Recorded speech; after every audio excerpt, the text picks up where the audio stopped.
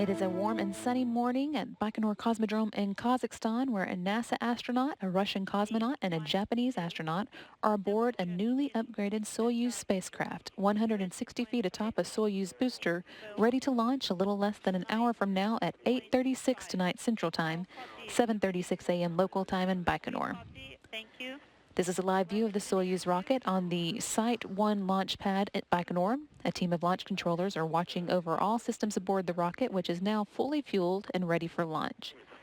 No issues have been tracked throughout the day, which began with fuel and oxidizer loading at about 3:36 p.m. Central Time, or 2:36 a.m. in Baikonur, Copy. and it was completed about 2 hours later. Good evening, everyone, from the International Space Station Flight Control Room. This is Mission Control Houston. Along with flight control teams around the world supporting the ISS program here in Mission Control, a team is watching over the Expedition 48 crew and station systems and preparing to support the increase from 3 crew members to 6 with the addition of NASA astronaut Kate Rubins, Russian cosmonaut Anatoly Ivanishin, and Japanese Aerospace Exploration Agency astronaut Takuya Onishi. These 3 are about to begin a 2-day flight to the International Space Station, with docking scheduled for this Friday, July 8th at 11:12 p.m. Central Time. The Soyuz MS-01 will be docking with the Rosvet module, also known as the Mini Research Module 1, on the Earth-facing side of the Russian segment of the space station. The crew will be joining the current station residents aboard, and they are Expedition 48 Commander Jeff Williams and flight engineers Alexei Ovchinin and Oleg Skropochka. Those 3 are now in their 4th month aboard the station, having arrived back on March 19th, and they're scheduled to return home aboard the Soyuz TMA-20M in early September. Here in Houston tonight, the team in Mission Control will be monitoring tonight's launch and getting updates on the flight from their Russian counterparts. Today's flight director is Scott Stover, and the Capcom for launch is astronaut Reed Wiseman. During the Soyuz climb to orbit, tracking and telemetry is downlinked to ground stations along the flight path and routed to the Russian Mission Control Center outside of Moscow.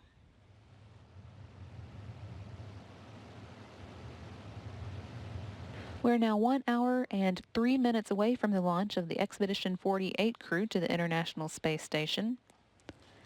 This mission launches under the call sign Irkut, chosen by Soyuz Commander Anatoly Ivanishin in tribute to his hometown of Irkutsk in southern central Russia. The crew mission patch shows the crew members' names and a prominent 01 representing this first new modernized system version of the venerable Soyuz spacecraft.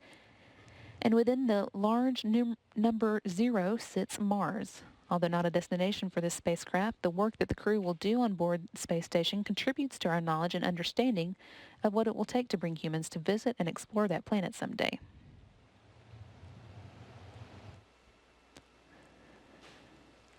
The talisman you may see hanging over the commander's seat during ascent is a small toy bear chosen by Takuya Onishi and given to him by his young daughter to take along on his mission.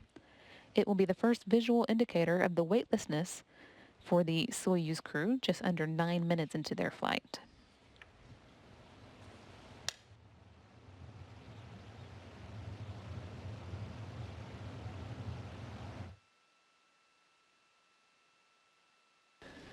Dr. Kate Rubins, sitting in the Soyuz far right seat, is flying to space today for the first time on her way to spend 4 months on board the International Space Station as flight engineer of the Expedition 48 and 49 crews.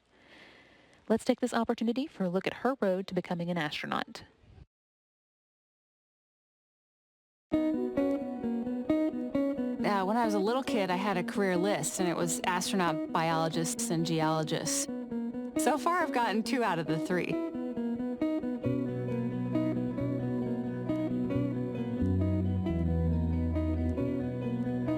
I was always very interested in viruses. I started getting interested in DNA and viruses when I was about 16 and was working in public health.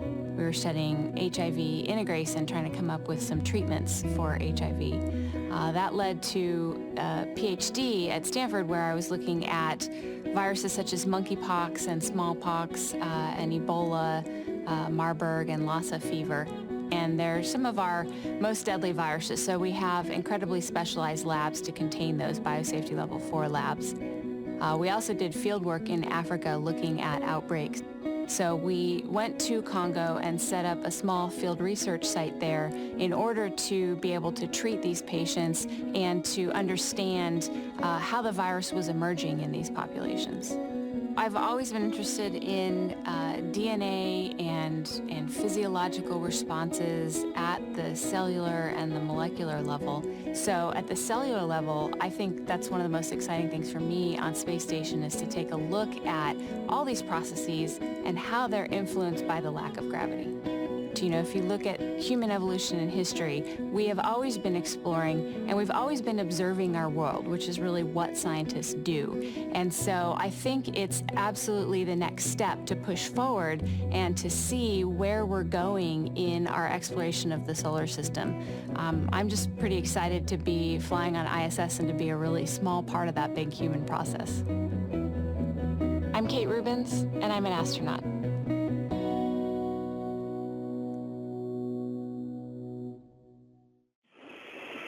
This is the Flight Engineer 3.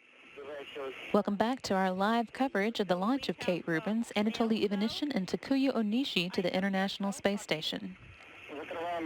Veteran Russian cosmonaut Anatoly Ivanishyn will be making his second journey into space today for his second long-duration mission on the International Space Station.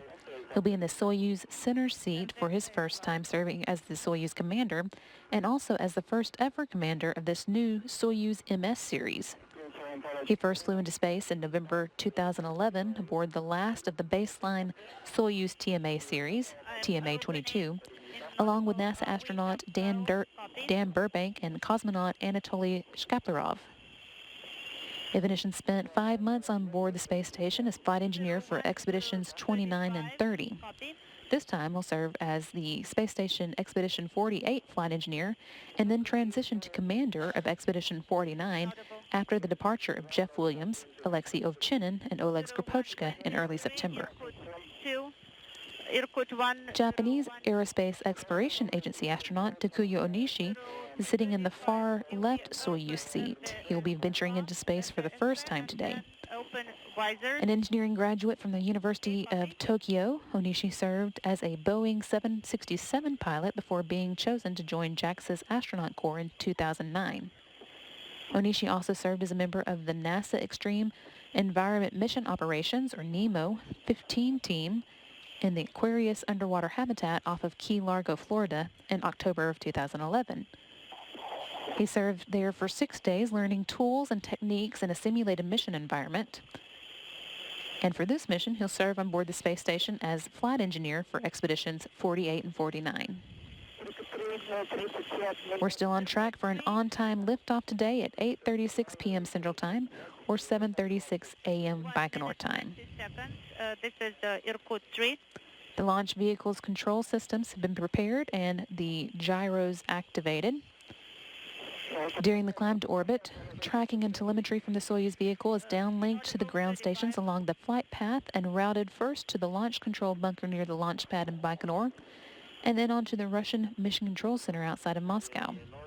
The flight is controlled from the bunker until shutdown of the third stage engine when it's transitioned to the Russian Flight Control Center. Seconds after the Soyuz reaches orbit, the command and control system will activate. Stored computer commands will deploy navigation and communications antennas, and the vehicle's solar arrays will deploy to collect sunlight that the onboard batteries will use to power the Soyuz systems. The first antenna to be deployed will be the Kurs rendezvous and docking antenna, which will be used to provide automatic range and rate of closure information on the final approach of the Soyuz for its docking with the Rosvet module 2 days from now. And then immediately after reaching orbit, the crew will oversee the programmed activation sequence of a variety of systems. That happens just before the spacecraft passes out of range of Russian ground stations, and the systems include the spacecraft's power supply system, its radio communication system, and the critical motion control system. 3.5 hours into today's flight, the Soyuz will automatically execute the first of several orbital adjustment burns planned as the vehicle fine-tunes its path to the International Space Station. crew was awakened at about 11:35 a.m. Central Time this morning, 10:35 p.m. local time in Baikonur, about 9 hours prior to launch. The crew members then participated in final pre-launch activities. Before departing for the launch pad, 3 crew members observed a long-standing tradition of autographing the doors of the Cosmonaut Hotel in Baikonur, Kazakhstan. You can see the crew doing that here. Again, autographing the doors of their Cosmonaut Hotel where they've been staying in Kazakhstan. Kate Rubens adding her signature here.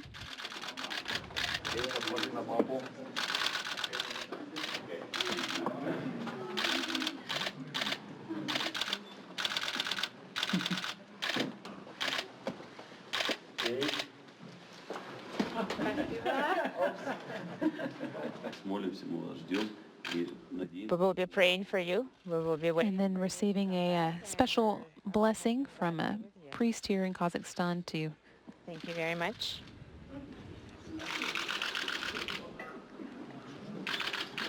give them good luck on their upcoming launch. Thank you. God preserve you. Around 2:35 p.m. Central Time, or 1:35 in the morning in Baikonur, the crew departed the Cosmonaut Hotel and boarded a bus for the ride to the integration and suit-up facility at Building 254 at the Baikonur Cosmodrome.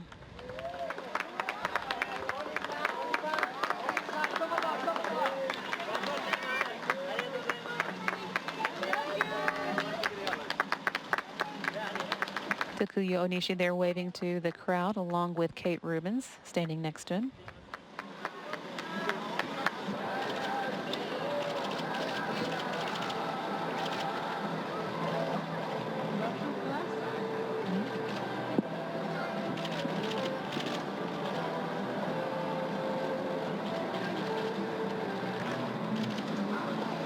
And there's Anatoly Ivanishin.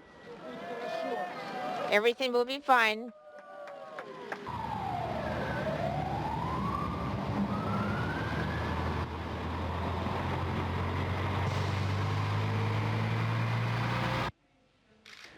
The crew arrived at Building 254 around 3:20 p.m. Central Time, or 2:20 a.m. in Baikonur. Each crew member underwent final medical exams, then suited up in their so-called launch and entry suits. The suits were pressurized to ensure the integrity of their seals. The actual suit-up activities began around 4:05 p.m. Central Time today, or 3:05 a.m. in Baikonur, about 4.5 hours prior to launch.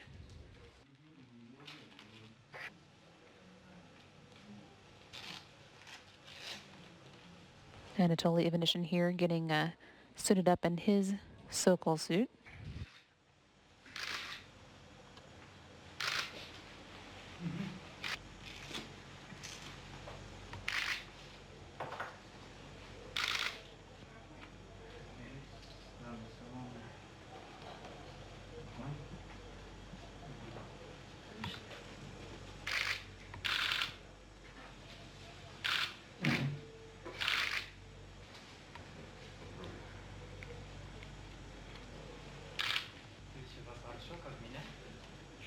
I read you loud and clear. How me? Could you repeat it again? I read you loud and clear. Yes, please.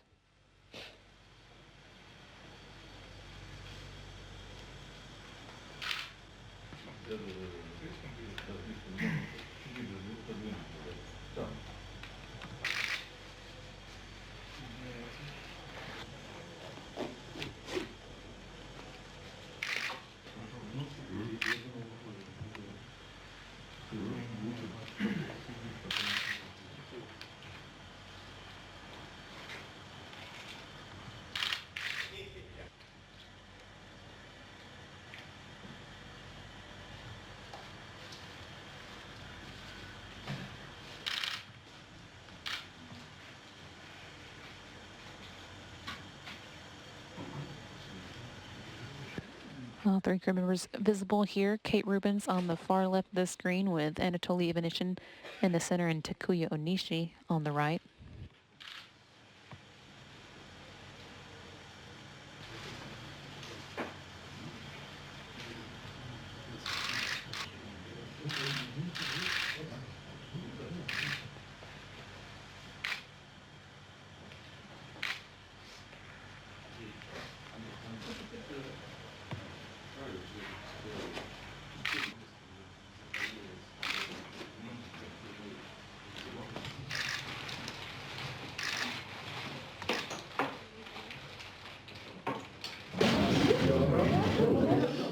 once the suit activities were completed and the pressure in the suits was verified to be airtight, the crew prepared to depart for the launch pad.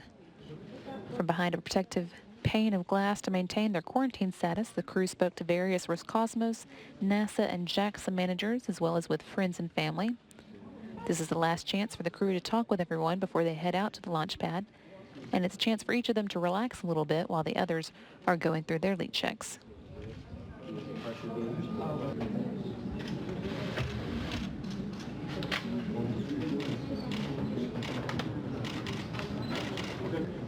Anatoly Ivanishin there again going first, followed by Takuya Onishi.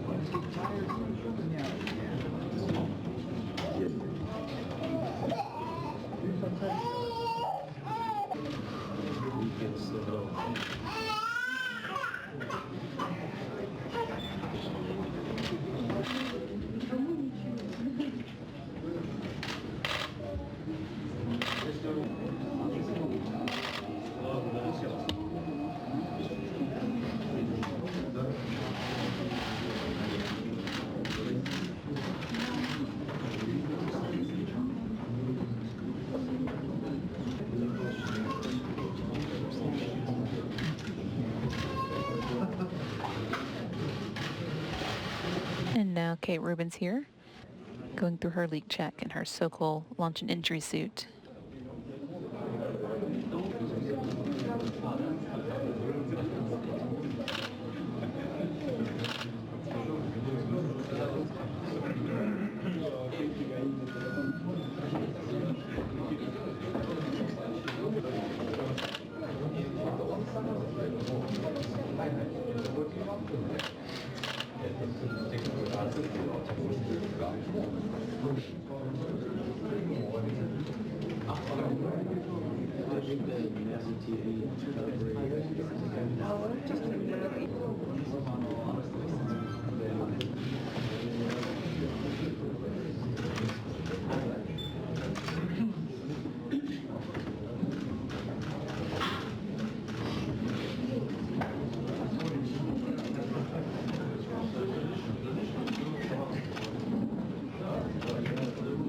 Crew members here gathering behind that protective pane of glass for a last chance to talk with their friends and family members, as well as managers from the various space agencies represented at this launch.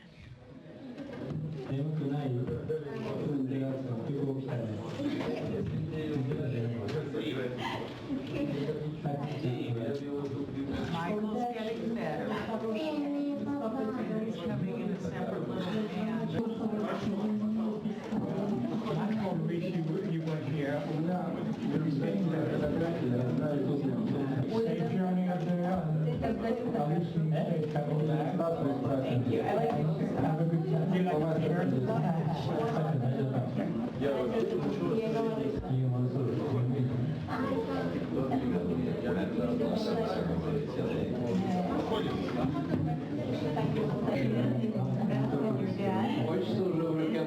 I'm glad we were all connected to this. And he sent us a picture back there.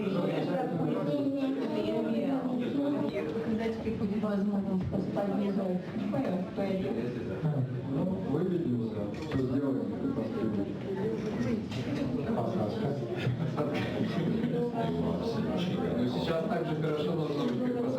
Well, right now it should be as good as lending.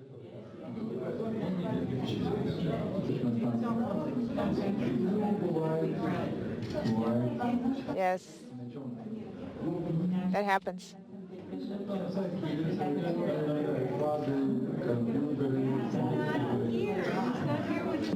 about the connection with the stars. I had no idea.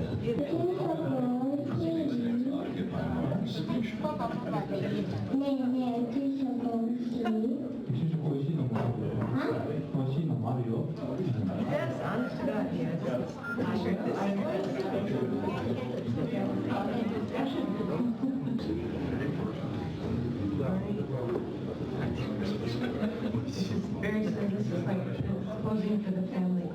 photo? Or do you remember?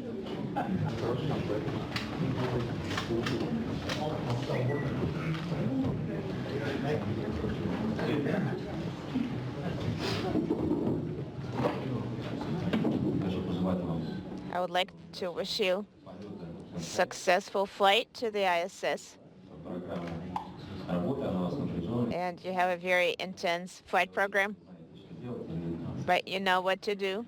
And I have confidence you will make it happen. And we're looking forward to your successful return. And along with people who are going to work with you on the ground, we're wishing you all the best. Okay. All the best. The ground teams and all the folks that support you here on the Earth, we're all ready to support you and have a great expedition. Enjoy the space station. You'll be very busy. Spend a good quality time looking down at the Earth. Think about how we can use this to do bigger and bolder things and move humans into the solar system. So again, thank you. Take great care of space station, and we'll see you soon. That's Bill Gerstenmaier, NASA's Associate Administrator for Human Exploration and Operations. Just before launch, I'm sure you are all ready. So do your best in space. Thank you.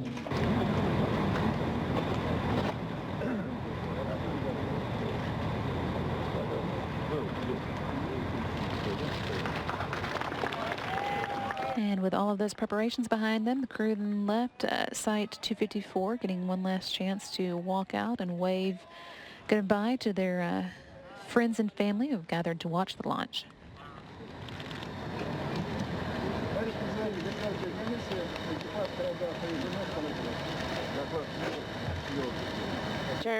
Chairman of the Government Commission, the crew is ready for lunch. We accept your report.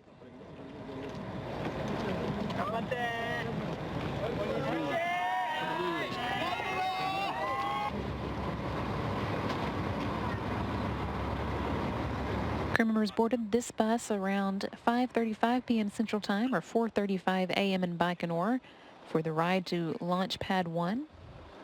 That drive takes about 25 minutes, and that put them in place at the pad at 6 p.m. Central Time or 5 a.m. in Baikonur.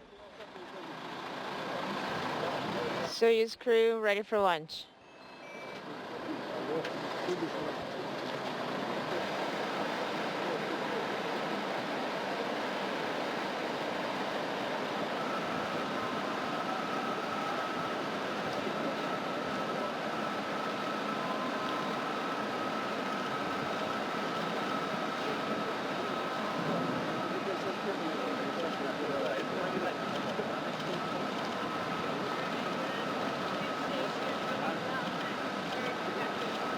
Kate Rubins there walking with Bill Gerstenmaier, again the Associate Administrator for Human Exploration and Operations at NASA.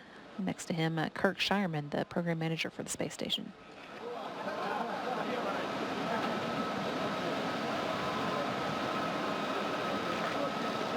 After waving goodbye at the pad, the crew board an elevator for the ride to the top of the Soyuz rocket where they board their capsule.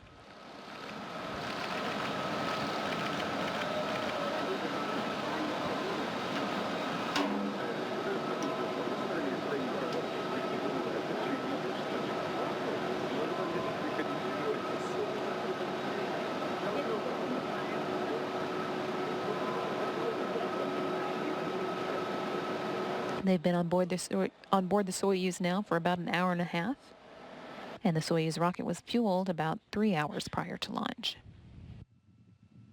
Welcome back now to a live view of the launch pad and coverage of the launch of Kate Rubins, Anatoly Ivanishin, and Takuya Onishi to the International Space Station. 7:55 p.m. Central Time, and we are now 41 minutes away from liftoff.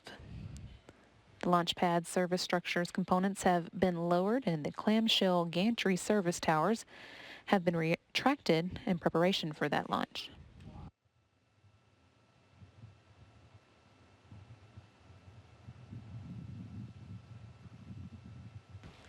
Soyuz rocket stands 162 feet tall and weighs 680,000 pounds. It consists of the Soyuz TMA-20M spacecraft inside a protective shroud at the top and a 3-stage Soyuz FG booster below.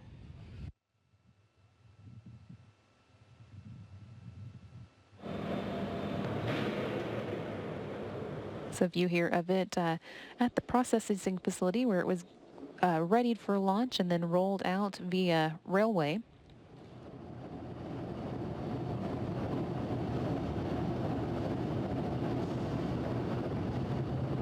It was mated to its booster and the 3 main stages there in that building on Sunday. Then transported via that rail car to the launch pad around 7 a.m. Baikonur time on Monday, where it was hoisted into its vertical position a short time later. The Soyuz spacecraft with its 3 crew members on board sits high above the 3 stages of the Soyuz booster, which uses kerosene and liquid oxygen as the propellant.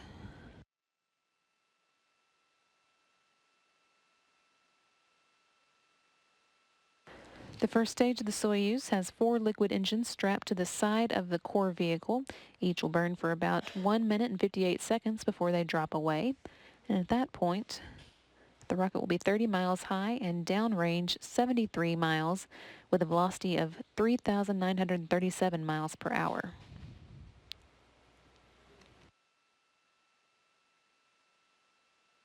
See some animation here of what that launch that's coming up now in 39 minutes will look like. The core engine of the first stage also serves as a second stage and continues to burn until 4 minutes 57 seconds into flight. Altitude at that point will be 103 miles. Downrange distance will be 179 miles. The vehicle will be traveling some 8,679 miles per hour.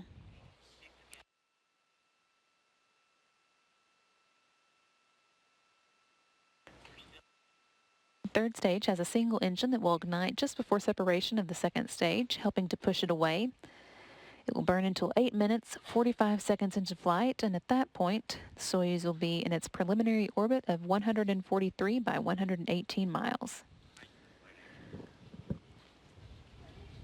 We're still now on track for an on-time liftoff today at 8:36 p.m. Central Time or 7:36 a.m. Baikonur time.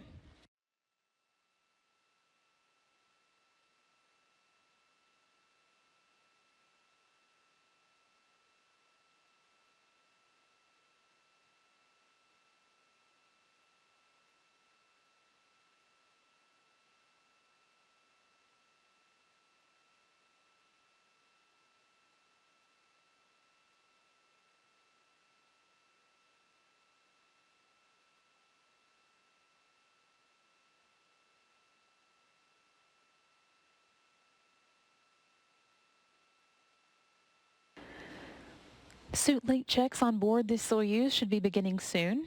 Again, we are now 37 minutes away from today's 8:36 p.m. Central Time launch. At the time of today's launch, the International Space Station will be flying at an altitude of about 254 statute miles over southern Cameroon near the border of Equatorial Guinea. The 2-day 34-orbit rendezvous will culminate with the docking to the station's Rosvet module this Friday, July 8th, at 11:12 p.m. Central Time, as the station flies over the South Pacific Ocean west of Chile.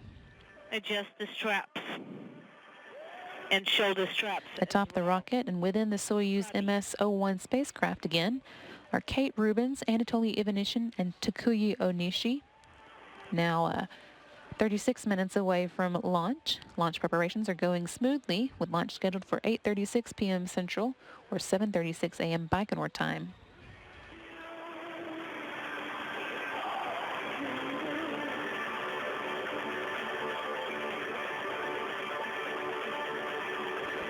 The whole Soyuz spacecraft is 23.5 feet long and weighs 15,496 pounds. It includes 3 modules. The first is the descent module, situated in the middle of the Soyuz vehicle.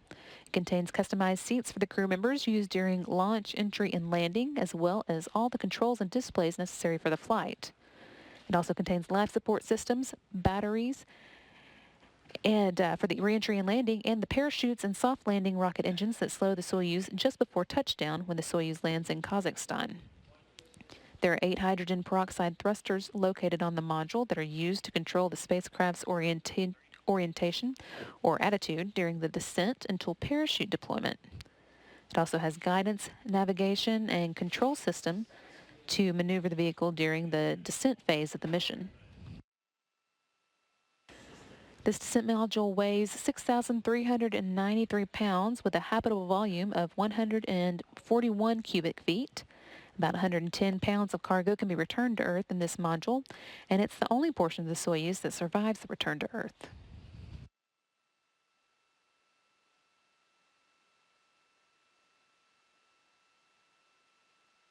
The orbital module at the top connects to the descent module via a pressurized hatch.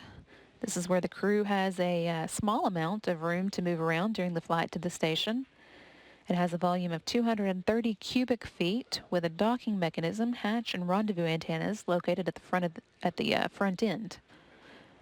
The docking mechanism is used to dock with the space station, and the hatch allows entry into the orbiting complex. The rendezvous antennas are used by the automated docking system, which uses radar, to maneuver toward the station for docking. There's also a forward-looking window in the module that the crew can use to take a manual measurement of the distance and closing speed with a laser rangefinder in the event of a failure of the rendezvous radar system.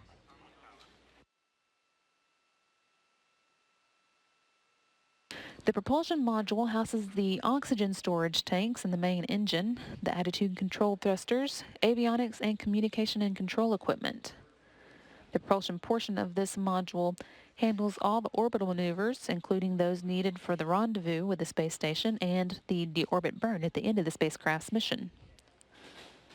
Before they're deployed, the 2 solar arrays are folded against the body of the propulsion module, which separates from the descent module after deorbit burn, along with the orbital module, and the solar panels span almost 35 feet. The entire spacecraft serves not only as a crew transport vehicle to and from the station, but also as an emergency return vehicle in the event the crew should have to leave the station unexpectedly.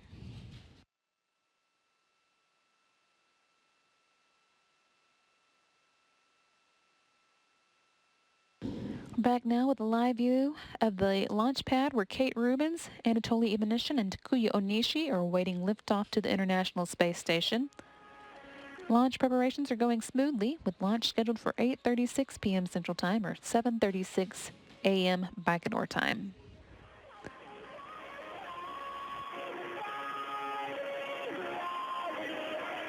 The emergency escape system has now been armed. This escape tower would fire in the event of a problem during launch. Systems designed to pull the spacecraft and crew clear of the booster, enabling the Soyuz capsule to parachute to a safe landing in the event of an emergency during the launch or early stages of the climb to orbit.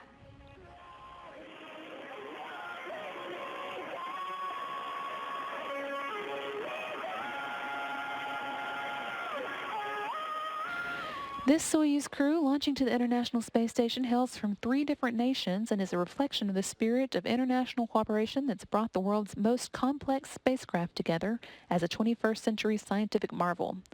An international partnership of space agencies from the United States, Russia, Europe, Japan, and Canada have worked together for more than 15 years on the most complex space exploration program ever undertaken.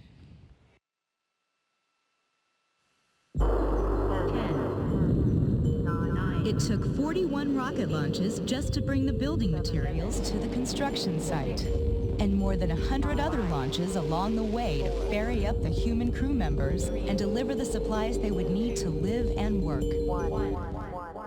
The largest peacetime engineering and construction project in human history. And it wouldn't have happened if the nations of the world hadn't joined forces. But they did. And that cooperative spirit is alive and thriving right now on board the International Space Station.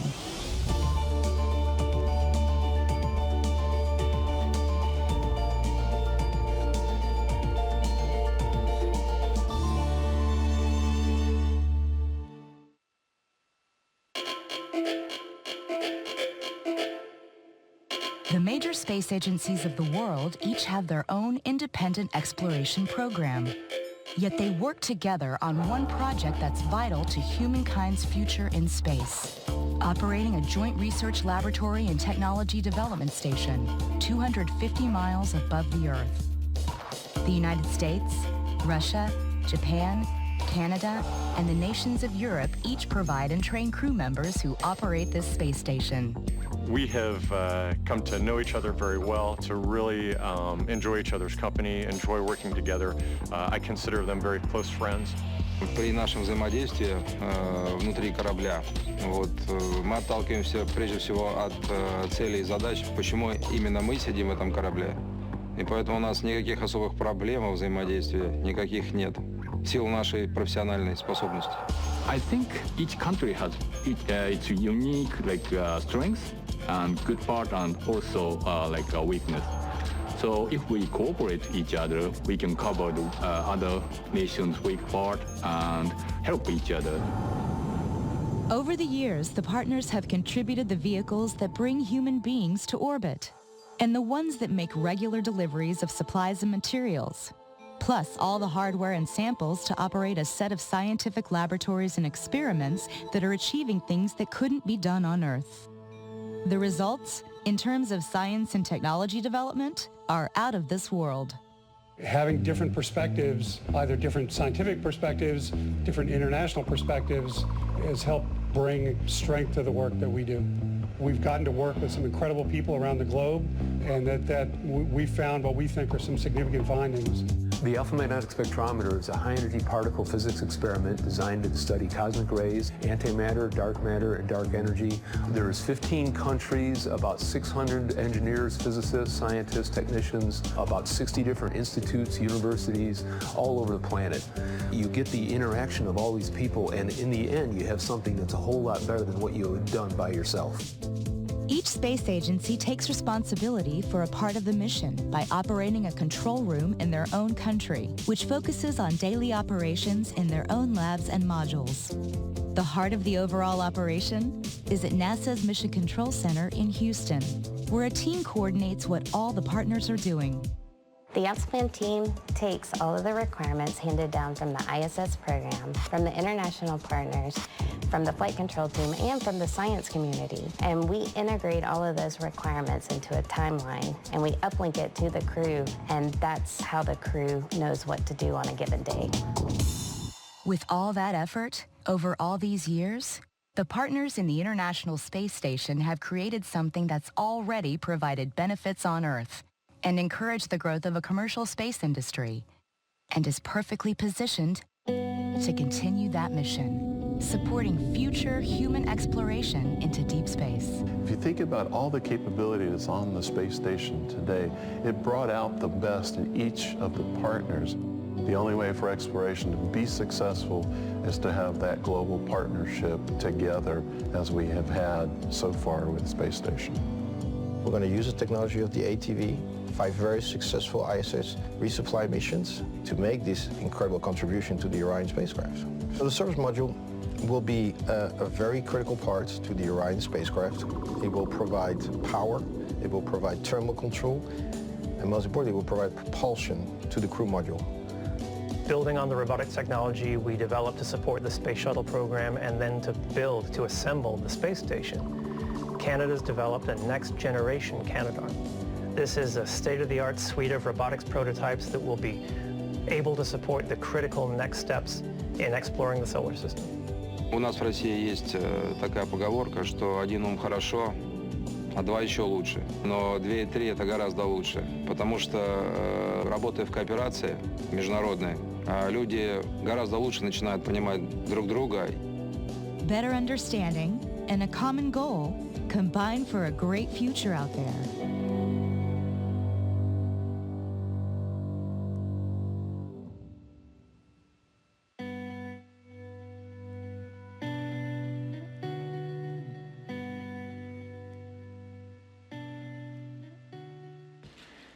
Welcome back to our live coverage of the launch of Kate Rubins, Anatoly Ivanishin, and Takuya Onishi to the International Space Station.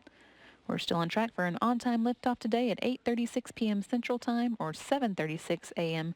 in Baikonur. Today's launch will mark the first of the new Soyuz Modernized Systems, or MS, series of vehicles. Recently, my colleague Rob Navius had a chance to interview Mark Bowman, the chief engineer of the Soyuz branch of the Astronaut Office, about the reasons Russian engineers made those critical changes and what some of those changes are. They stated two major reasons for performing the modifications. The first is to increase the reliability of the spacecraft, and the second is to enhance performance and technical specifications. There were a lot of changes. The first is a structural change. They added additional shielding for micrometeorite and orbital debris to the habitation module, and the intent of this is to increase what we in space parlance call the probability of non-penetration.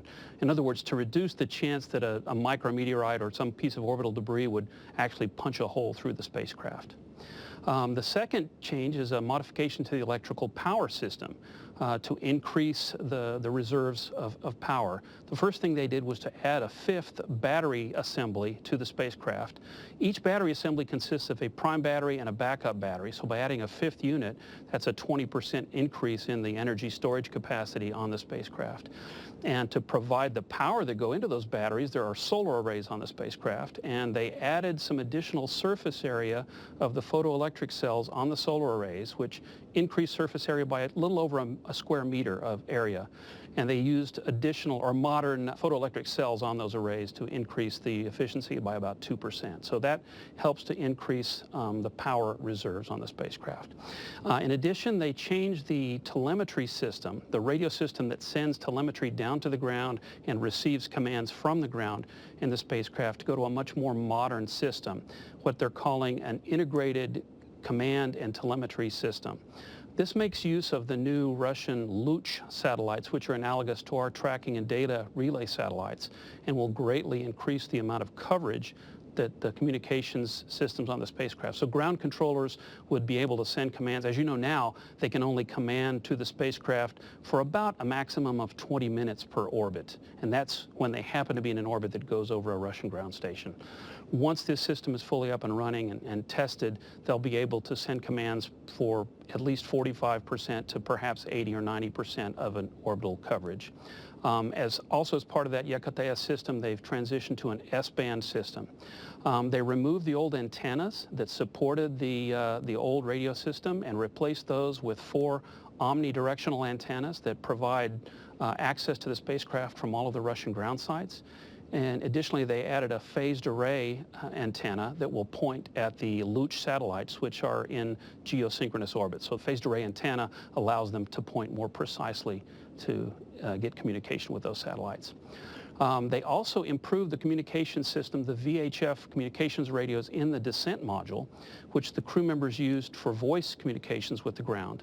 The Yakateya system includes a backup capability that will eventually enable them to have voice communications in addition to VHF, but that's not functional yet on this first spacecraft. But the improvements to the VHF radios in the descent module provide a lot of additional safety to the crew members, because they've added global positioning satellite receiver on the hatch of the spacecraft. So once the parachutes have opened during re-entry, they start taking data from a GPS, which tells the spacecraft where it's located. Then the radio system also has a new transponder that sends then that location to the COSPAR and SARSAT rescue satellite systems. It's a universal system that's used all over the world. And this will allow the search and rescue crews to quickly locate a spacecraft in the event, say, of bad weather or a ballistic entry. So it greatly improves the reliability. The other thing they did was change the Kurs rendezvous radar system, which has been used for many years on the Soyuz. The new Kurs includes much upgraded avionics, modernized electronic systems, new antennas. They have actually reduced the antenna footprint on the spacecraft. As you know, you've seen the iconic photo looking out of the blister of the Soyuz as they approach the ISS, and you can see an antenna that's rotating in the field of view. That is a Kurs antenna that is no longer needed. It was very complicated mechanically, and also it had to be retracted prior to docking with the space station so that it didn't come in contact with station structure. The new cores allows them to put a small phased array antenna on a fixed bracket that doesn't have to be retracted. It weighs less, uses less power, it's much less complicated. Also, you might recollect a boom on the aft end of the spacecraft that had two Coors antennas. That boom has been removed, and the antenna has been placed on fixed locations on the spacecraft body. So that simplifies the spacecraft and reduces weight. All in all, the Coors modifications reduced the weight of the Coors system by about 25 kilograms and takes about 30% less volume, and it uses about 24% less power. So pluses all the way around. Another thing that they did to this spacecraft is change the approach and attitude control thrusters, which in Russian we call the DPO thrusters, that are used to maneuver the spacecraft and change its orientation. The previous DPO thrusters, there were 28 of them. 16 of them were large thrusters of about 13 kilograms of thrust, and 12 of them were small thrusters, about 3 kilograms in thrust. The new configuration uses 28 all large thrusters. And it provides a lot of redundancy now by positioning 14 pairs of thrusters around the spacecraft so that there's a redundant thruster for every other thruster, and they are operated on separate, completely redundant manifolds for propellant. So if one thruster fails, the other thruster immediately, in its pair, immediately picks up and assumes control. You recall in December when the 45 Soyuz approached and they had a false indication of a thruster failing, that required the crew members to manually take over and dock to the space station. With the new thruster configuration, that would not have been a problem. A failure of one thruster just transitions to the thruster on the backup manifold. The other advantage of the new thruster configuration is that on the aft end of the spacecraft, there are 8 thrusters instead of 4. So if during, say, a deorbit burn, for example, if the main engine were to fail, now you have 4 large thrusters to be able to perform your deorbit burn instead of only 4. And so that provides additional level of redundancy as well. How have all these modifications been tested, Mark? Well, the testing has been comprehensive and extensive. Most or many of the modifications have already flown on previous versions of the Soyuz. Even though they were TMA-M vehicles, they one by one implemented some of the modifications. They tested the redundant drive motors on the docking system. They tested the core system. So they've been tested on both Progress and Soyuz vehicles. And then finally, the last 2 Progresses, 62P and 63P, have included all of the modifications comprehensively so that they'll have 2 positive flights and positive test results on Progress vehicles, giving them great confidence that the Soyuz will be fine. This launch will send Kate Rubins and her crewmates on a deliberate 2-day rendezvous instead of the more common 4-orbit 6-hour rendezvous that we've become accustomed to. Why? Well, the main reason for going to a 34-orbit rendezvous on this flight is to provide additional time to test the new systems. Going to 34 orbit gives them lots of time to test the new unified or integrated command and telemetry system. It gives them a chance to do some flying quality assessments with the new thruster configuration, and it gives them a chance to test communications using the new Luch satellites as well as the ground systems, which have been upgraded to work with the S-band telemetry.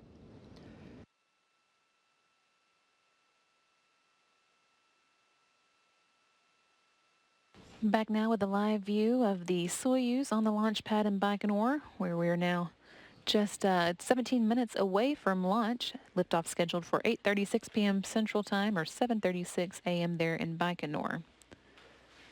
A group of NASA representatives is there in Baikonur, just a short distance away from the launch pad. And for an update on activities there, let's go now to NASA Public Affairs Officer Rob Navius. Brandy, it has taken a couple of additional weeks to get to this moment, but a multinational crew is set to launch here in the Central Asian desert, and a large crowd is on hand to watch them begin their 2-day journey to the International Space Station. It's almost an hour and a half after sunrise, and it is warm, just what you would expect for an early July day in Baikonur. Among those in attendance are Bill Gerstenmaier, NASA's Associate Administrator for Human Exploration, and NASA's Kirk Shireman, the ISS Program Manager. The Japan Aerospace Exploration Agency is also well represented, including its new ISS program chief, veteran astronaut Koichi Wakata.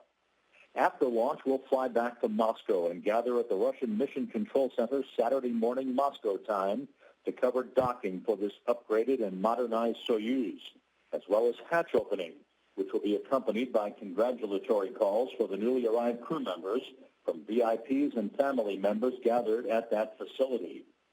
So with everything in readiness for what should be a post-sunrise spectacular, that's it for now from the Baikonur Cosmodrome in Kazakhstan. Now back to you at Mission Control in Houston.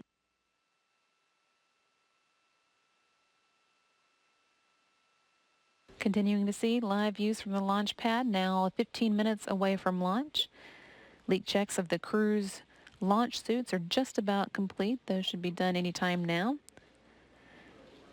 And within the numeral 0 on the Soyuz MS-01 mission patch, there is a small red sphere helping explain one of the primary benefits we receive from knowledge learned living and working on board the International Space Station.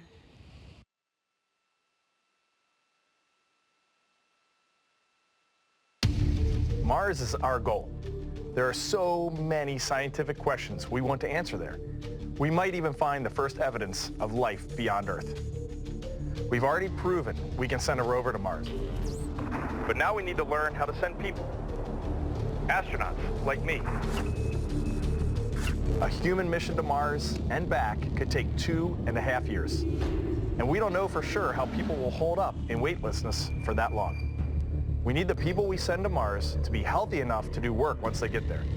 And that's why the one-year mission of Scott Kelly and Mikhail Kornienko on the International Space Station was so important. We started testing Scott and Misha a year before they launched and kept taking samples from them throughout on orbit to see how they reacted over time to being in weightlessness. Doctors checked them out at the landing site right out of their Soyuz spaceship, and they'll undergo additional tests for many more months on the ground. Then we've got to dig through all that data gathered to learn more. We're studying information about bone loss and muscle weakness and effects to their fine motor skills. We're studying the psychological effects of an extended spaceflight and how well they slept. We're looking to see if there was an impact to their vision. We're looking at everything to make sure the people we send to Mars will make the trip safely. On top of measuring the impacts of weightlessness to the human crew, we're using these International Space Station missions to learn about the hardware and technology we need for the trip. Things like how to refine our life support systems to make them more reliable, how to use robots to help humans do their work. We're even figuring out how to communicate effectively over these huge distances and how to make the human crew members more self-sufficient. The International Space Station is our testbed to work out the details of how to send people to these deep space destinations and bring them home safely. In the process, we're also promoting international cooperation and enabling commercial participation in spaceflight research, all while we generate benefits that are helpful to people on Earth today.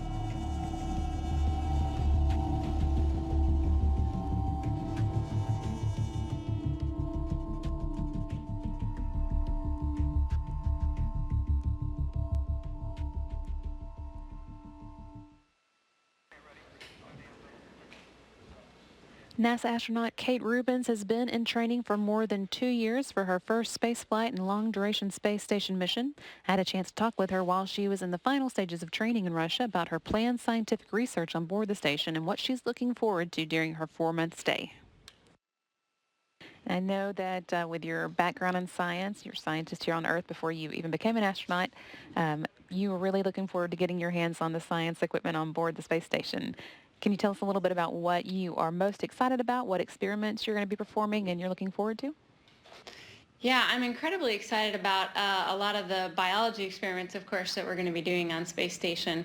So I think some of the most interesting pieces of equipment that we've got on board for research capabilities are some of the ones that we're going to be doing for the first time on our mission, which is trying to sequence DNA in low Earth orbit. That's going to be very interesting and exciting. It gives us a great capability for Space Station going forward, both for studying diseases on the planet as well as our future exploration for Mars beyond low Earth orbit. Also, there's a phenomenal research suite on board to actually study cellular material. So we're going to be bringing up a couple of different kinds of cells.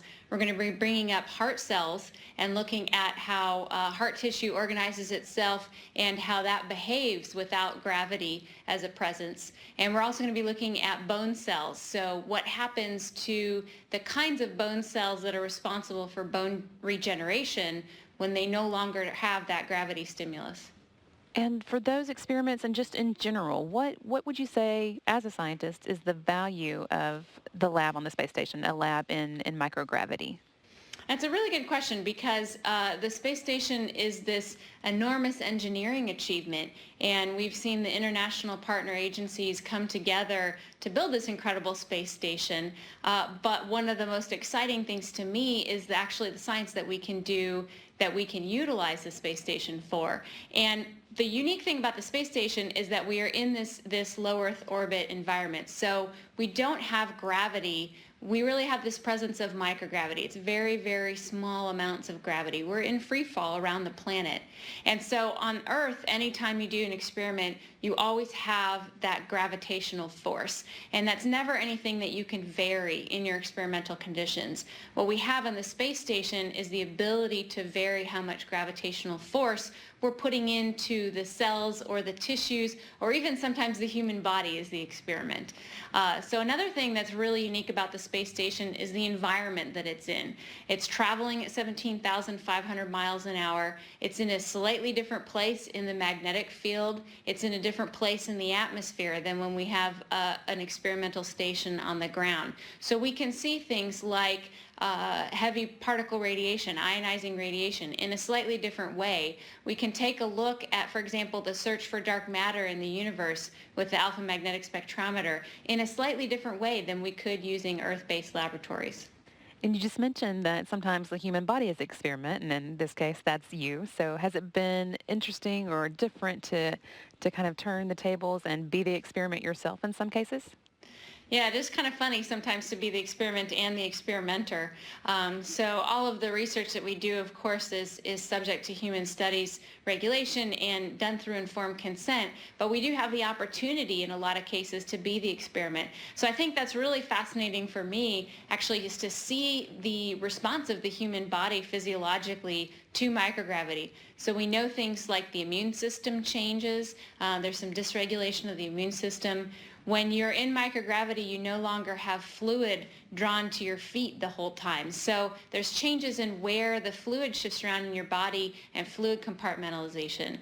We certainly know that there's cardiovascular changes. There's changes with your heart and the way you pump blood in your body. We know that there's skin changes on board. We do know that there's changes in the levels of dormant viruses that will reactivate, as well as the microbial ecosystem that surrounds us. So pretty much any system you can think of, there's some really interesting observation that we can make in low Earth orbit that we can't study on the ground. Okay, clearly there's a lot to be excited about as a scientist, but now shifting gears a little bit to as an astronaut, what are you looking forward to? The ride on the rocket, the possibility of a spacewalk, and just looking out the window? Yeah, I think the moment that I'm most looking forward to is that first moment when we open the hatch on the space station and we get to float in and we get to look out the cupola. I think your first glimpse of the planet from the space station is a pretty incredible moment. I think, really all of the above. The ride on the rocket's going to be amazing, probably fairly indescribable. And the opportunities that we have to actually install some hardware on the space station are really interesting on our mission. So we're hoping to install the international docking adapter to the front of space station. This is going to allow us to do commercial crew flights to the station with our US-based partners, as well as the upgrading of space station to have lithium-ion battery capability. This is really going to allow our energy storage to go well into 2020 and beyond to maintain space station as this incredible laboratory. Well, it sounds like there's a lot going on in your mission. Anything else in particular that you can tell people to be watching out for? Yeah, so I'm hoping to share some of these experiences through the NASA Astronauts account. We'll see if my photography skills are up to par with those of Scott Kelly and Jeff Williams. They have set a pretty high bar. So we'll do our best as Expedition 48 crew to share a little bit of this journey with you, both the research that we're doing as well as the views that we're seeing outside. We can't wait to see them. Thanks so much. Have a great trip into space and a good mission. Thanks. Welcome for those just joining us to our live coverage of the Soyuz MS-01 launch from the Baikonur Cosmodrome in Kazakhstan. You're seeing a live view of the Soyuz on the launch pad in Baikonur, and we are now 6 minutes and 23 seconds away from liftoff, which is scheduled for 8:36 p.m. Central Time or 7:36 a.m. Baikonur time. Soyuz vehicle gyros and onboard flight data recorders have been activated, and the pre-launch preparations are now complete. The crew has even closed their helmets, which puts them on suit oxygen.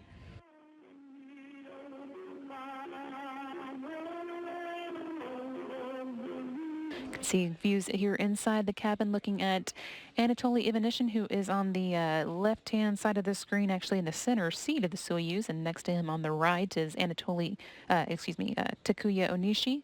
Not seen in this view is Kate Rubin sitting in the right-hand or the left-hand seat.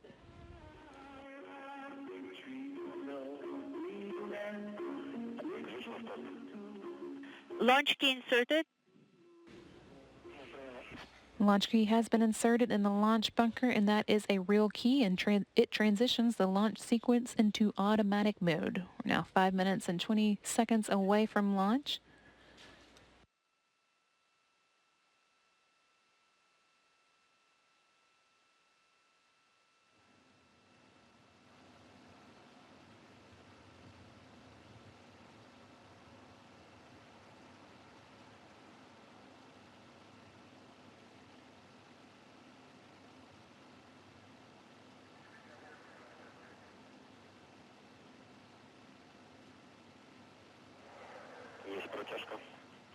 Run 1 command.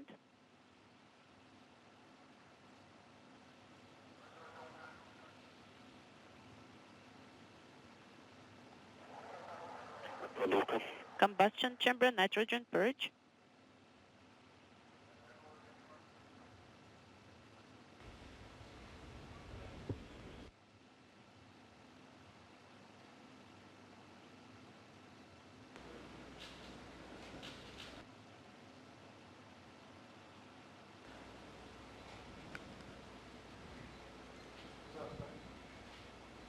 The range in Baikonur is clear, and the Soyuz rocket is ready to begin its journey now in 4 minutes. Now from the scheduled 8:36 p.m. Central Time liftoff, the onboard systems have been switched to onboard control, and the commander's cockpit displays and controls have been activated.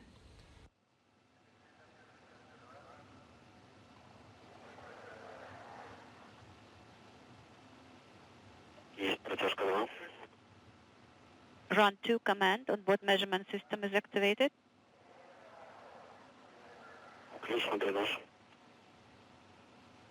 Oxidizer and fuel drain of launch vehicle are closed. Fuel lines and other elements of the rocket engines are purged with nitrogen to fireproof them by removing vapors of fuel and oxidizer.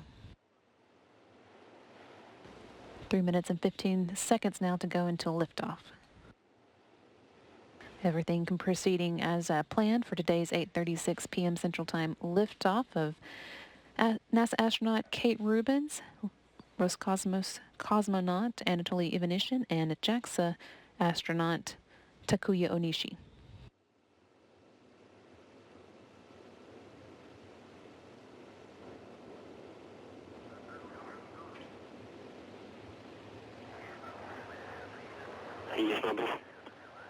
Booster propellant tank pressurization initiated. The booster tank is being pressurized for flight. This optimizes the flow of fuel and helps add structural support to the rocket. Now less than 2.5 minutes to go until liftoff.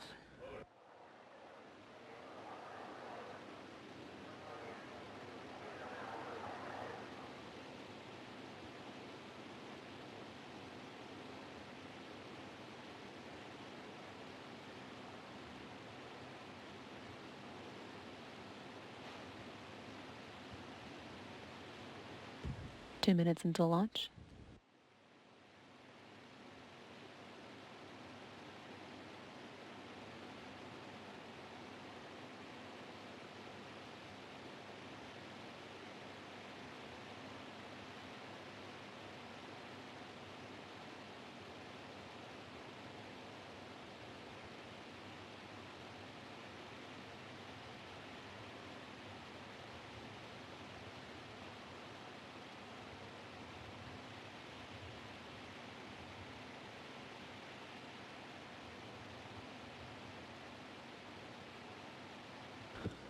Less than a minute and a half now to go. The ground propellant feed should now have been terminated, and we are closing in again on that 8:36 p.m. Central Time liftoff.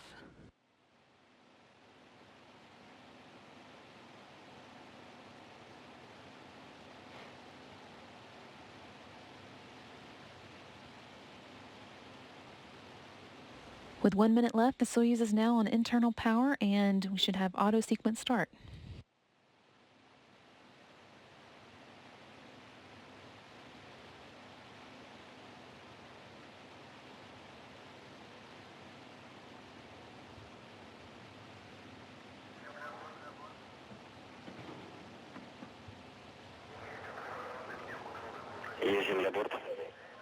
Vehicle to internal power, ground propellant feed terminated.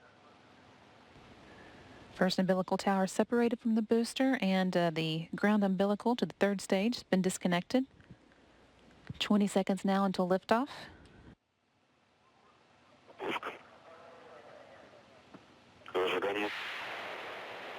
Launch command issued for ignition.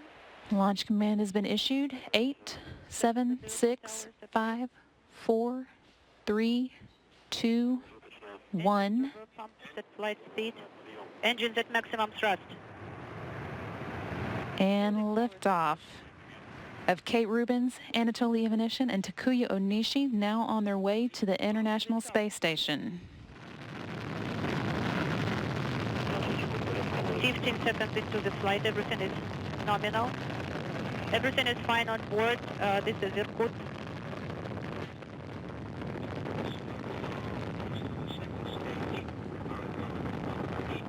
Good first stage performance. Soyuz delivering 930,000 pounds of thrust from its four boosters and single engine.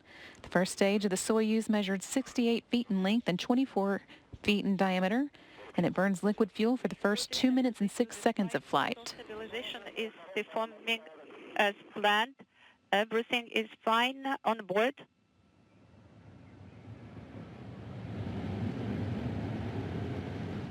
One minute now into today's flight of the Soyuz MS-01. Velocity of the vehicle is now at 1,100 miles per hour. Is nominal. We are fine and everything is good on board.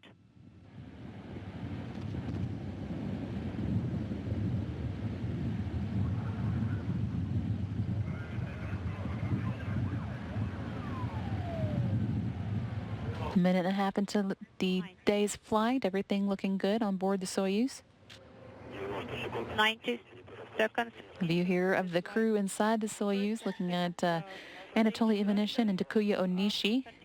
Not seen here, but sitting next to them is Kate Rubins.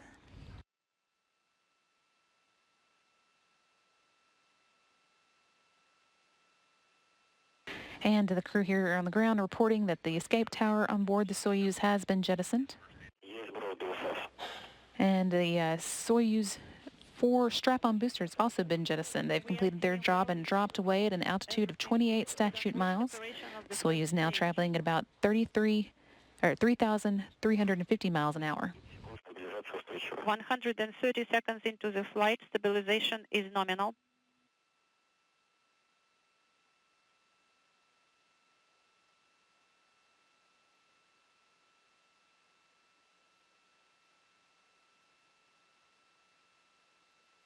Работает 150 seconds into the flight. Second stage thrusters are functioning nominally. Everything is good. Team here on the ground reporting the launch shroud has also been jettisoned now. The rocket's altitude is 48 miles high.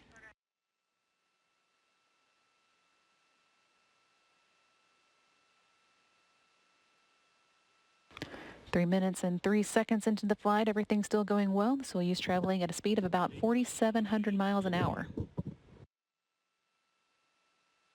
And there is Kate Rubins sitting in the left seat, waving at the camera. Soyuz core stage performing as expected.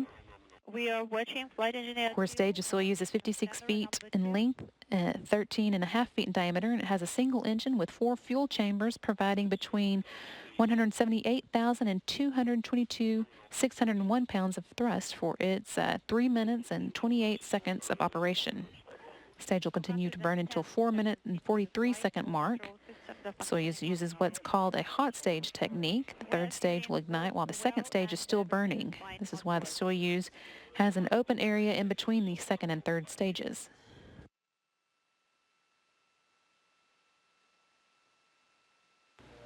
Four minutes now into the flight, everything continuing to go as planned as the Soyuz begins making its way towards the International Space Station.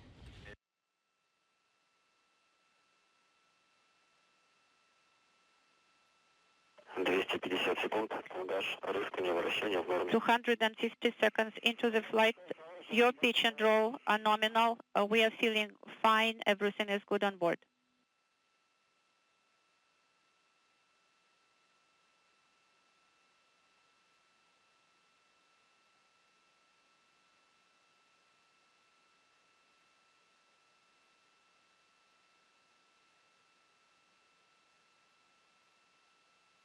Four minutes and 46 seconds now into the flight. Third stage of the Soyuz is igniting, and the second stage is shutting down.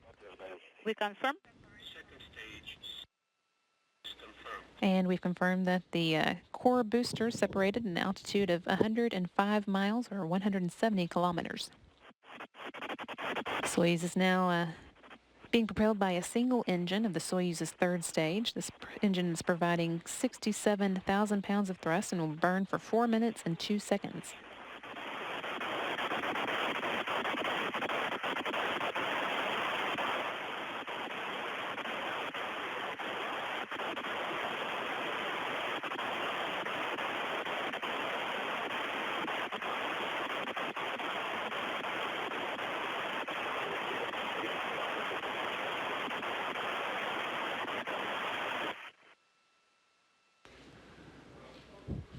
Five minutes and 45 seconds now into flight.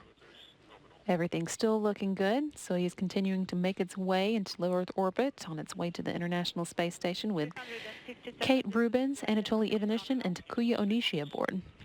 We are feeling fine. Everything is good on board.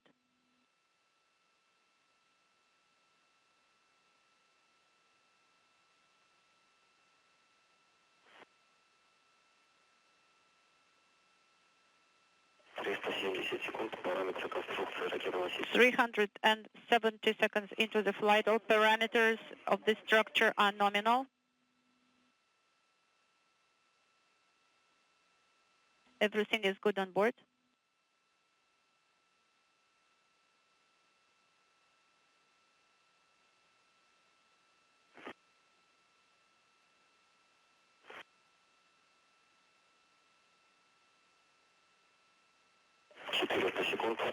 устойчивая. 400 seconds into the flight, stabilization is performing as planned.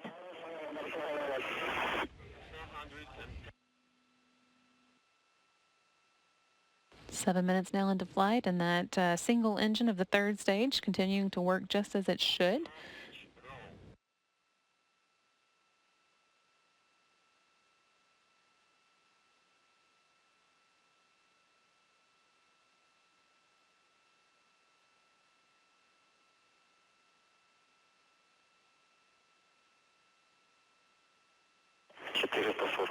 Стабилизация устойчивая. 440 seconds into the flight, stabilization is performing as planned. We are feeling well, and everything is good on board. Here, the crew continuing to report that everything's going well on board. The Soyuz is now going almost 13,500 miles an hour. Once the third stage delivers the Soyuz to orbit and the module is separated, there will be a series of pre-programmed commands to be executed to prepare the Soyuz for orbital operations. These stored commands are called time tag commands and allow many of the Soyuz systems to be automatically activated by onboard computers at precise times stored in the computers. We're feeling well. Everything is good on board.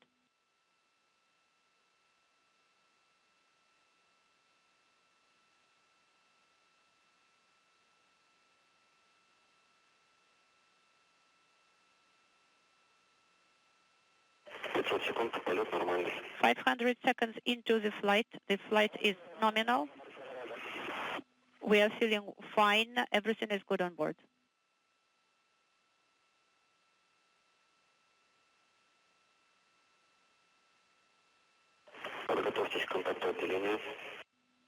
Be ready for the separation.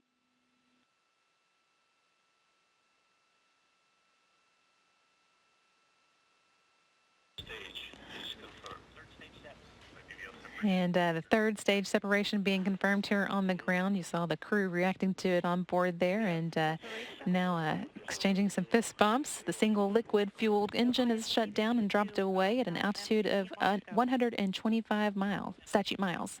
Irkut, MCC Moscow, how copy? Soyuz capsule and crew inside are now safely in orbit, and the spacecraft is automatically executing its pre-programmed commands to deploy the antennas and solar arrays. We copy you, Moscow. Everything is fine.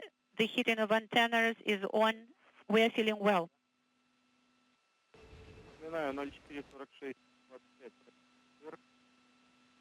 Good report there from the crew. Soyuz is orbiting now an altitude of about 143 miles by 118 miles. That orbit will be raised systematically over the course of the next 2 days, placing it in close proximity to the International Space Station on Friday night Central Time. Control of the spacecraft from here on out will be overseen from the Russian Mission Control Center outside of Moscow.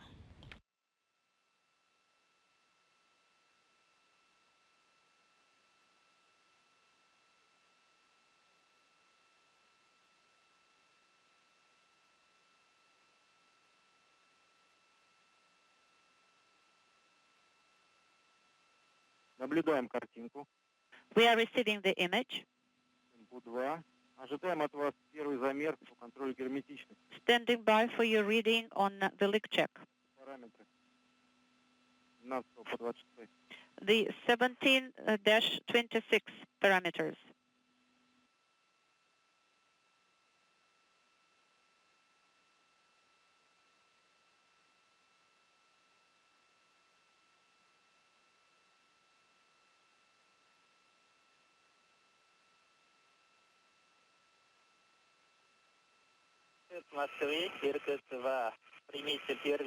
So, Moscow, first reading of format 03,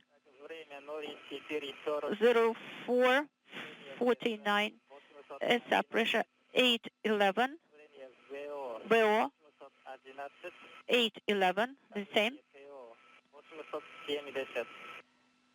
870,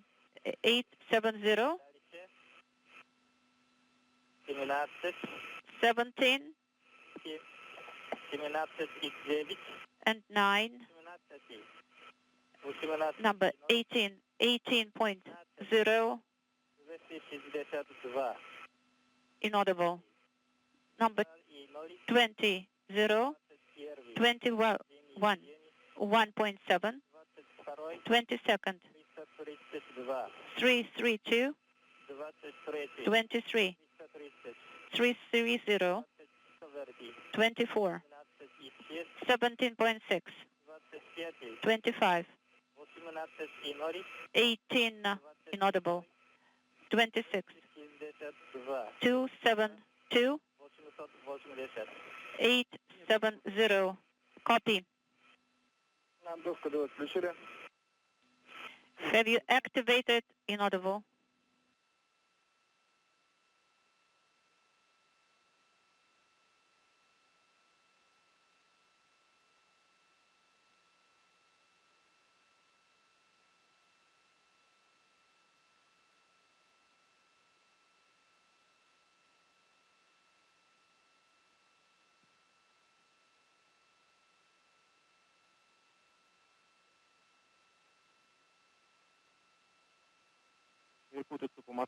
Irkut, MCC Moscow. Go ahead. Пометьте себе данные на тест ручного управления. The data 0613. For the test of manual control is 0613.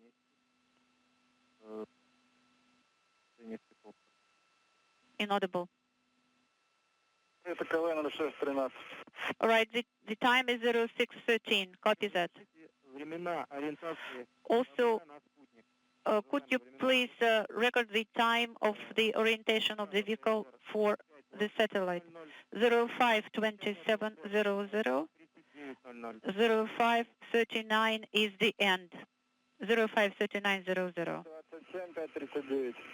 Okay, 0525, 0539. Yes, that's correct. Crew beginning to go through some of the activations and checkouts that are necessary once they get to orbit. Everything, again, went perfectly on today's climb to orbit. The Soyuz now in a 143-mile by 118-mile orbit on its way to the International Space Station.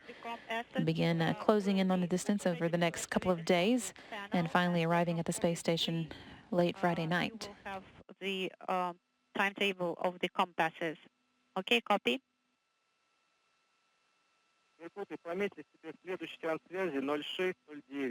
The next compass, Irkut, is 0609.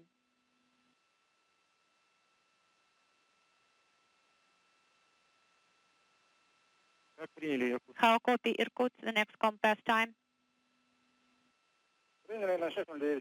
0609, we copy.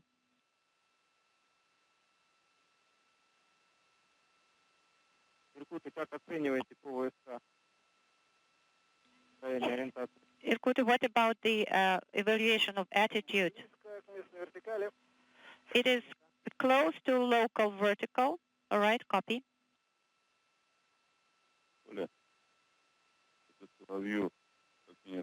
Anatoly, this is Solovyov. How copy? Hello. My congratulations on the successful launch. Thank you.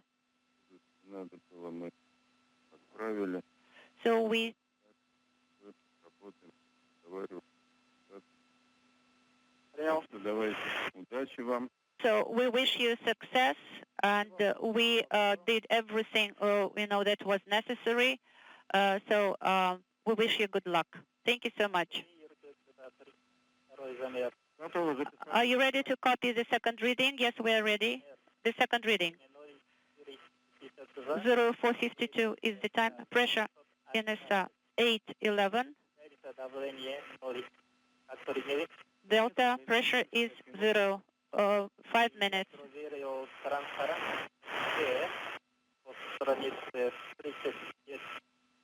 And we are working on page 36.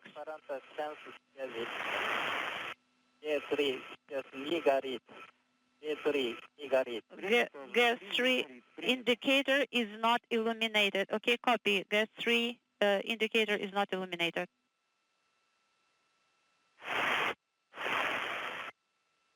Москва, Иркут-1, 452, этап построения курсового угла, по ВСК ориентация хорошая. Moscow, Irkut, the attitude is good, as it should be. All right, copy.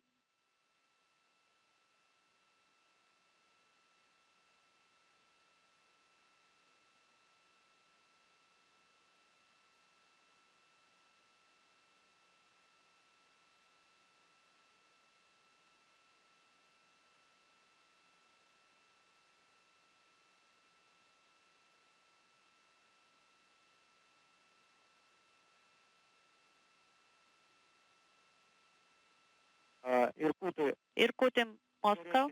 G3 это нормально. Оставляем. The G3 indicator that is not illuminated is normal, so keep it as is. All right, copy Moscow. The G3 is normal. Необходимо отключить средства связи, напоминаю, и выдать команду G4. Okay, so at the end of the compass, you will have to issue command G4 and to deactivate COM assets. Copy. Moscow will have to send the command G3.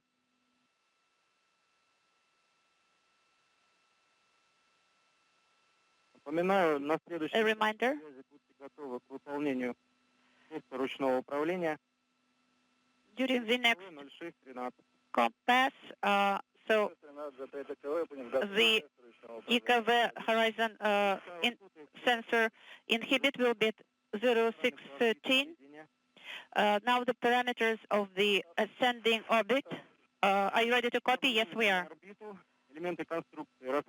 So all the appendages are open. 88.68, 199.03 minimal altitude, and the maximum altitude inaudible. You can open visors and activate thermal sensors at the time scheduled, and you can release your shoulder straps now. All right, copy. Irkut, Moscow. Do you have any issues with the system operation? It's just a minute and a half till the end of the compass. Crew on orbit continuing to go through their work now that they are safely in space. Lifted off right on time at 8:36 p.m. Central Time and made it safely into low Earth orbit about 9 minutes later. They've now completely or successfully deployed the solar arrays and antenna that are needed to get them on their way to the International Space Station. 3.5 hours into today's flight, the Soyuz will automatically execute the first of 3 planned orbital adjustment burns, planned as the vehicle fine-tunes its path to the International Space Station.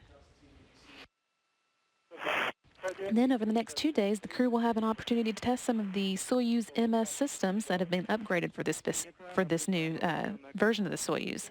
They'll conduct a Soyuz hand controller test where the crew members will test inputs to ensure thruster firings and also maneuver to a solar attitude to point the Soyuz's solar arrays at the sun using the primary manual control system. Then they'll also test the backup manual control system and move the vehicle back to the LVLH, or its normal orbital attitude. They have a total of 2 days to make their way to the International Space Station, a little different than the one-day rendezvous that we've become accustomed to, but this gives the crew on board a chance to test these new Soyuz upgrades. Making their way to the space station, of course, is NASA astronaut Kate Rubins, accompanied by cosmonaut Anatoly Ivanishin and JAXA, or Japanese Aerospace Exploration Agency astronaut Takuya Onishi.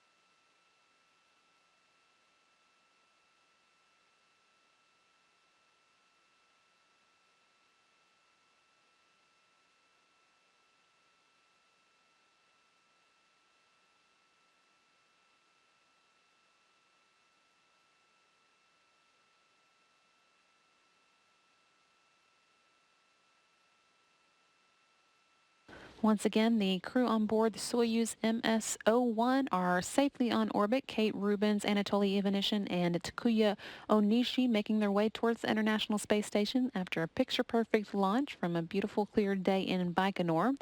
They've got until Friday at 11:12 p.m. Central Time to make it to the space station. That's when they'll be docking. But of course, we've got a lot coming up for you here on NASA TV between now and then. We'll start with our launch replays, which are coming up next here on NASA TV. You can just stay tuned right after this for those. And then at 11 p.m. Central Time, the NASA TV post-launch video file will begin. Then tune back in on Friday at 10:30 p.m. Central Time to get a look at our docking coverage. That's when it will pick up, with the docking actually scheduled to take place at 11:12 p.m. Central Time on Friday. That will lead to a hatch opening not long after. Should be taking place around 1:30 a.m. Central Time Saturday. And that's, it'll take place around 1:50 a.m. Central Time on Saturday, but our hatch opening coverage will begin at 1:30 a.m. And then we'll follow all that up with a Soyuz post-docking video file at 3:30 a.m. Central Time once the crew of the Soyuz MS-01 are all safely on board and have greeted their crew members on board the International Space Station. All that's coming up here on NASA TV as the MS-01 crew makes their way to the International Space Station over the next 2 days. And this is Mission Control Houston.